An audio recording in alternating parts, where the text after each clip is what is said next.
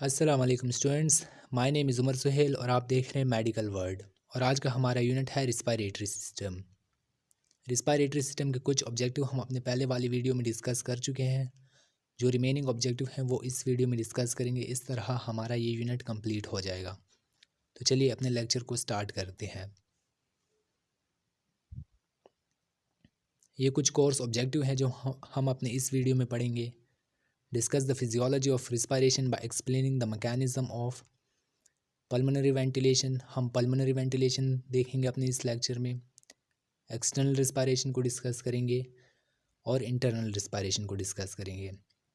Second objective है discuss the nervous control of respiration. Means कि हमारा जो ब्रेन है वो कैसे हमारे रिस्पायरेटरी सिस्टम को कंट्रोल करता है। थर्ड ऑब्जेक्टिव है briefly discuss the lungs volume and capacity. और हम लंग्स वॉल्यूम और कैपेसिटीज़ को डिस्कस करेंगे। तो चलिए अपने लेक्चर को स्टार्ट करते हैं। हमारा फर्स्ट ऑब्जेक्टिव है एक्सटर्नल रिस्पायरेशन। सबसे पहले रिस्पायरेशन का थोड़ा सा ओवरव्यू कर लेते हैं। रिस्पायरेशन सिंपली कहते हैं सांस लेने को, जिसमें हम ऑक्सीजन इनहेल करते हैं। वो ऑक्सीजन हमारे लंग्स में जाती है, वहाँ गैसेस का एक्सचेंज होता है। इस तरह वो ऑक्सीजन हमारे ब्लड में शामिल हो जाती है और फिर सर्कुलेशन के ज़रिए वो ऑक्सीजन जाती है सेल के पास, क्योंकि सेल की नीड है ऑक्सीजन। सेल को अपनी एक्टिविटी परफॉर्म करने के लिए ऑक्सीजन रिक्वायर्ड है। जब सेल रिएक्शन परफॉर्म करते हैं वो एनर्जी हासिल करते हैं in the form of ATP, और इस रिएक्शन में carbon dioxide as a by product बनती है, जो कि दोबारा सर्कुलेशन के ज़रिए लंग्स के पास जाती है और वहाँ से एक्सक्रीट आउट हो जाती है। बेसिकली रिस्पायरेशन की दो टाइप्स होती हैं, एक होती है एक्सटर्नल रिस्पायरेशन और एक इंटरनल रिस्पायरेशन।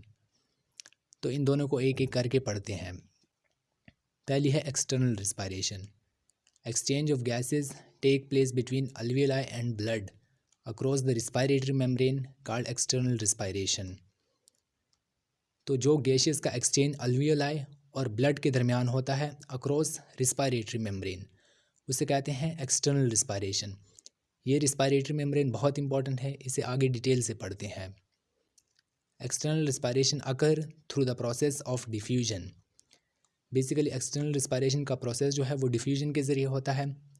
डिफ्यूजन कहते हैं किसी भी चीज़ का हायर कंसंट्रेशन से लोअर कंसंट्रेशन की तरफ जाने को। अब इसमें डिफ्यूजन कैसे इन्वॉल्व होती है। हमारे हार्ट से पल्मोनरी आर्टरी निकलती है जो कि ब्लड लेके जाती है लंग्स के पास, और बेसिकली ये ब्लड होता है डीऑक्सीजनेटेड ब्लड। ये है ब्लड। इस ब्लड में ऑक्सीजन की कंसंट्रेशन कम होती है, कार्बन डाइऑक्साइड की कंसंट्रेशन ज़्यादा होती है। At the same time alveoli में ऑक्सीजन की कंसंट्रेशन ज़्यादा होती है और कार्बन डाइऑक्साइड की कम होती है। तो जो ज़्यादा ऑक्सीजन है वो यहाँ से ब्लड में शामिल हो जाता है, और यहाँ कार्बन डाइऑक्साइड ज़्यादा है तो वो अल्वियोलाई में चला जाता है। जैसा कि हमने पढ़ा कि डिफ्यूजन कहते हैं किसी भी चीज़ का हायर कंसंट्रेशन से लोअर कंसंट्रेशन की तरफ जाने को डिफ्यूजन कहते हैं। थर्ड पॉइंट है around alveoli a membrane called alveolar epithelium.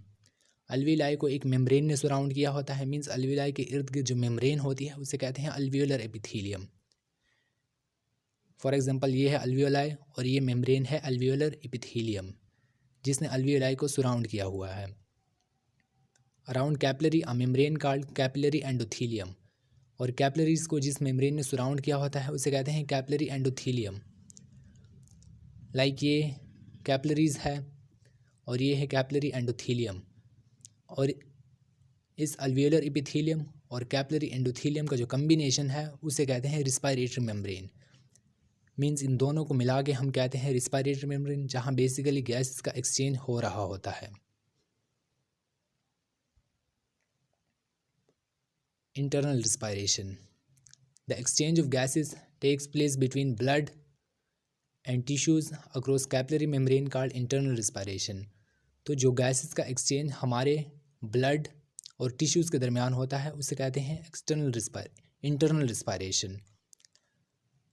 Like external respiration, this process also occur through the process of diffusion. जैसा कि हमने पढ़ा कि एक्सटर्नल रिस्पायरेशन में डिफ्यूजन का प्रोसेस शामिल होता है, ये भी डिफ्यूजन के ज़रिए होता है। हमारे हार्ट हमारे हार्ट में आयोटा प्रेजेंट होता है जो कि हमारी पूरी बॉडी को ब्लड सप्लाई देता है, और इस ब्लड में ऑक्सीजन की कंसंट्रेशन ज़्यादा होती है as compare to carbon dioxide, और टिश्यूज़ में कार्बन डाइऑक्साइड की कंसंट्रेशन ज़्यादा होती है एज़ कम्पेयर टू ऑक्सीजन। तो जो ब्लड में ज़्यादा ऑक्सीजन है वो टिश्यूज़ के पास चला जाता है, और टिश्यूज़ में जो ज़्यादा कार्बन डाइऑक्साइड है वो ब्लड में आ जाता है, और फिर वो दोबारा लंग्स के पास जाता है और वहाँ से एक्सक्रीट आउट हो जाता है। Partial pressure, the pressure exerted by individual gas in a mixture of gases. किसी भी मिक्सचर ऑफ गैसेस में जब कोई गैस इंडिविजुअली एक्सर्ट करती है तो उसे कहते हैं पार्शियल प्रेशर। फॉर एग्जांपल, एक मिक्सचर है कार्बन डाइऑक्साइड का और ऑक्सीजन का, और इसमें ऑक्सीजन इंडिविजुअली एक्सर्ट हो रही है तो उसे कहेंगे पार्शियल प्रेशर। ये पार्शियल प्रेशर बहुत इंपॉर्टेंट है पल्मोनरी वेंटिलेशन को समझने के लिए। Pulmonary ventilation, it is the process of air flowing into the lungs during inspiration and out of the lungs during expiration. Air flows because of the pressure difference between the atmosphere and gases inside the lungs. यहाँ लिखा है air flowing into the lungs. ये air कैसे flow करती है हमारे lungs में? Basically atmospheric air जो है उसमें ऑक्सीजन का पार्शियल प्रेशर होता है 159 mmHg as compare to alveolar air, जहाँ ऑक्सीजन का पार्शियल प्रेशर होता है 104 mmHg। मींस अल्वियोलर एयर में कम है तो ऑक्सीजन लंग्स में फिल हो जाती है। ये तो हुआ air flowing into the lungs. अब एयर कैसे हमारे लंग्स से बाहर जाती है? एटमॉस्फेरिक एयर में जो कार्बन डाइऑक्साइड का पार्शियल प्रेशर होता है वो होता है 0.3 mmHg। At the same time alveolar air में कार्बन डाइऑक्साइड का पार्शियल प्रेशर होता है 40 mmHg। मींस अल्वियोलाई में ज़्यादा है तो कार्बन डाइऑक्साइड हमारे अल्वियोलाई से निकल जाती है, एक्सक्रीट आउट हो जाती है।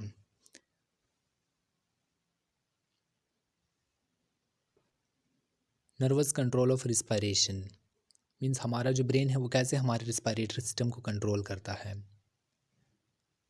हमारे रिस्पायरेटरी कंट्रोल सेंटर ब्रेन में प्रेजेंट होते हैं और वो लोकेटेड होते हैं पोन्स एंड मेड्यूला में। ये respiratory control centre signal send करते हैं रिस्पायरेटरी मसल्स को और इनकी कॉन्ट्रैक्शन और रिलैक्सेशन को स्टिमुलेट करते हैं। और वो रिस्पायरेटरी मसल दो हैं, एक है डायफ्राम और दूसरा इंटरकॉस्टल मसल्स।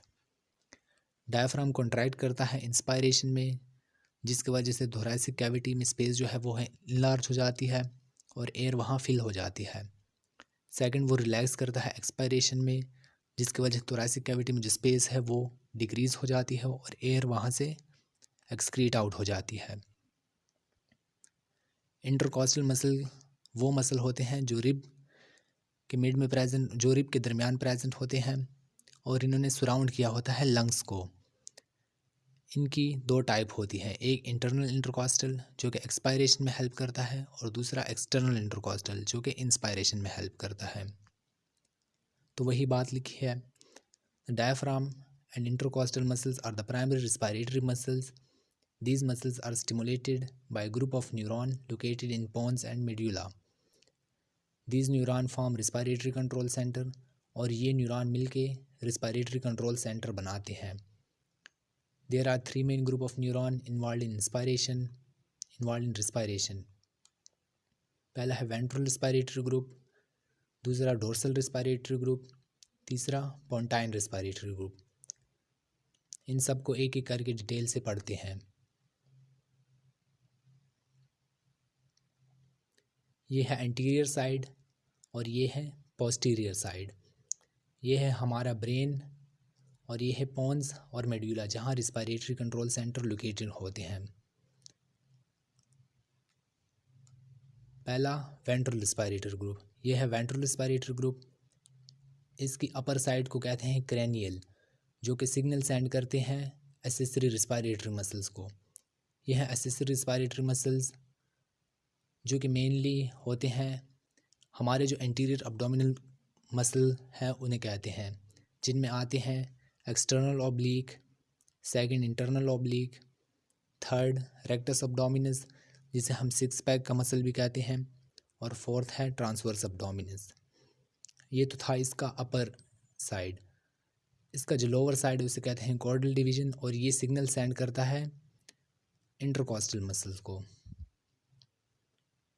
दूसरा है डोर्सल रिस्पायरेटरी ग्रुप, जो कि पोस्टीरियर साइड पे प्रेजेंट होता है, और ये सिग्नल सेंड करता है डायफ्राम को थ्रू फ्रेनिक नर्व।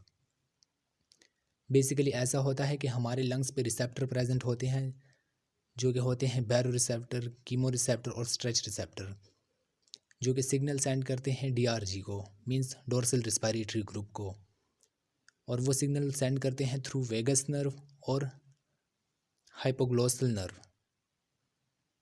ग्लोसोफेरिंगल नर्व। 9 और 10th क्रेनियल नर्व के जरिए वो सिग्नल सेंड करते हैं डीआरजी के पास, और फिर dorsal respiratory group signal send करता है डायफ्राम के पास। थर्ड है पोंटाइन रिस्पायरेटरी ग्रुप। इसके दो पार्ट होते हैं। पहला है एपनियोस्टिक सेंटर, जो कि पॉजिटिव सिग्नल सेंड करता है वेंट्रल रिस्पायरेटरी ग्रुप को और डोर्सल रिस्पायरेटरी ग्रुप को, मीन्स उन्हें कहता है कि अपनी एक्टिविटीज़ परफॉर्म करो। सेकंड इसका पार्ट है न्यूमोटॉक्सिक सेंटर, जो कि नेगेटिव सिग्नल सेंड करता है इनको और इनकी एक्टिविटीज़ को सप्रेस करता है। जब मैक्सिमम इंस्पायरेशन एक्सपायरेशन हो जाती है तो तब ये नेगेटिव सिग्नल सेंड करता है और इनकी एक्टिविटीज़ को सप्रेस करता है।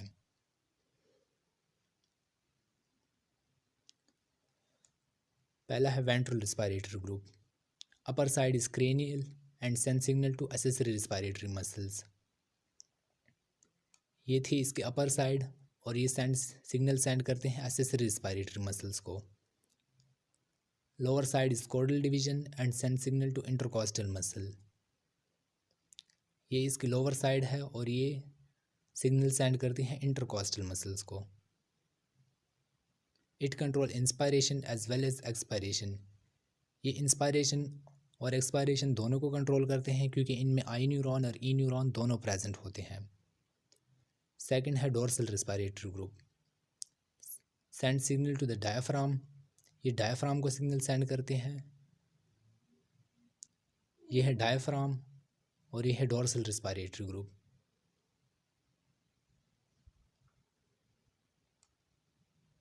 Receptor on our lungs send signal to our dorsal respiratory group through cranial nerve 9 और 10th।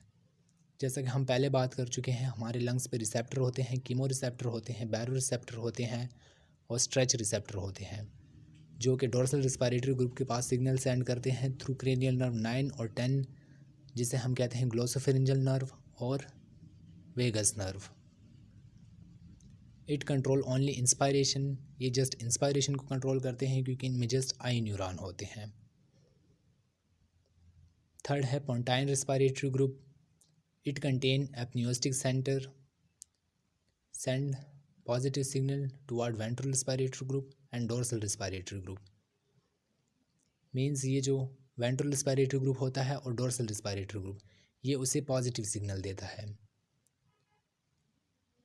Pneumotaxic centre send negative signal to the apneustic centre. जब मैक्सिमम एक्टिविटी परफॉर्म हो चुकी होती है, इंस्पायरेशन एक्सपायरेशन हो चुकी होती है, हमें मज़ीद रिक्वायर्ड नहीं होती, तो न्यूमोटॉक्सिक सेंटर उन्हें नेगेटिव सिग्नल सेंड करके उनकी एक्टिविटीज़ को सप्रेस कर देता है। It control rate and pattern of breathing. ये हमारे रिस्पायरेटरी रेट और पैटर्न ऑफ ब्रीथिंग दोनों को कंट्रोल करता है। Lungs volume and capacity.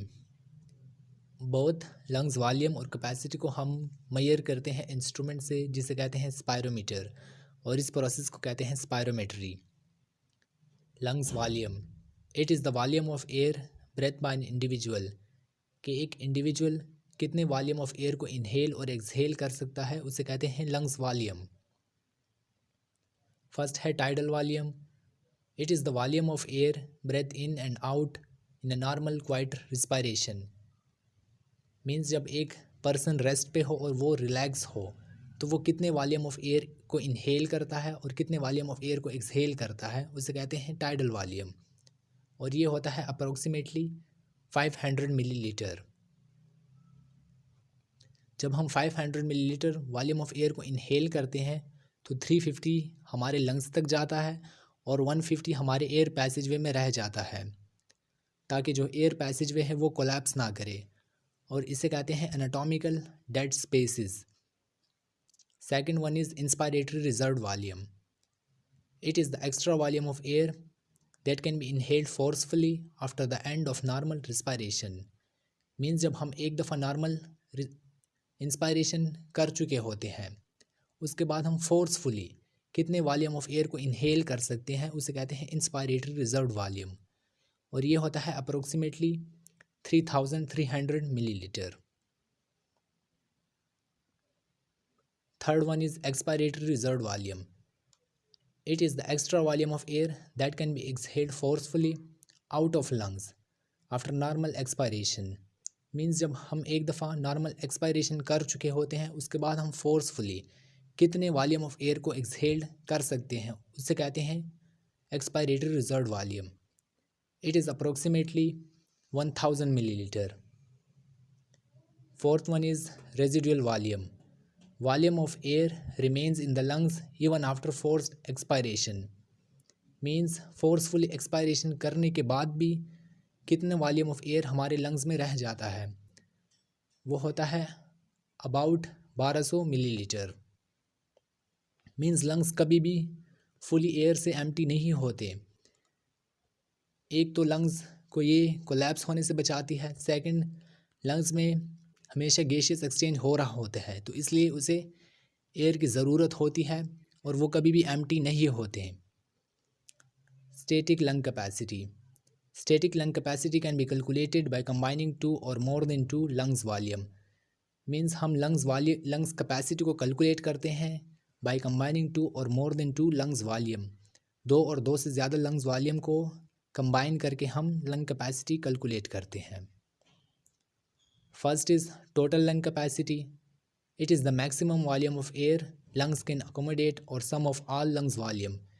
Means lung में कितनी ताकत है कि वो कितने वॉल्यूम ऑफ एयर को होल्ड करके रख सकता है, उसे कहते हैं टोटल लंग कैपेसिटी, और ये हम कैलकुलेट करते हैं by sum of all lungs volume.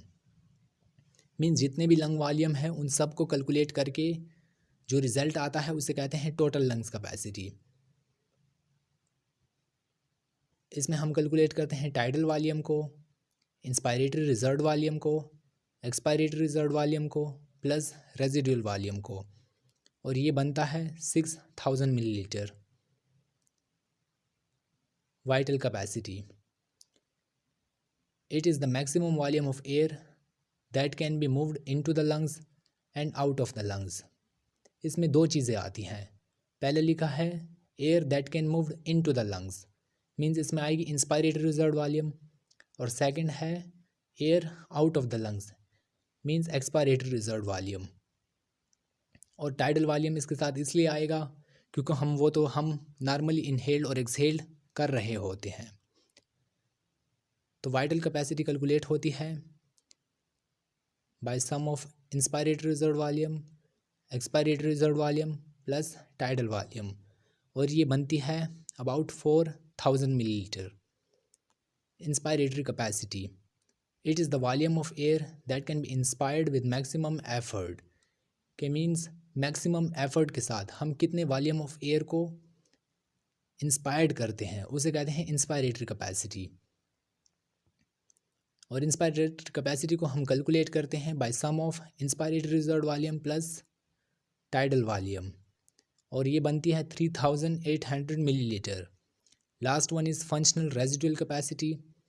Volume of air remains in the lungs and air passage way after normal expiration. कि जब हम एक दफ़ा नॉर्मल एक्सपायरेशन कर लेते हैं, उसके बाद कितना वॉल्यूम ऑफ एयर हमारे लंग्स में रह जाती है, उसे कहते हैं फंक्शनल रेजिडुअल कैपेसिटी। और फंक्शनल रेजिडुअल कैपेसिटी हम कैलकुलेट करते हैं by sum of expiratory reserve volume plus residual volume, और ये बनती है 2200 ml, means 2200 ml। It's all about my presentation. आज हमारा रेस्पिरेटरी सिस्टम का यूनिट कंप्लीट हो गया। Thanks for watching.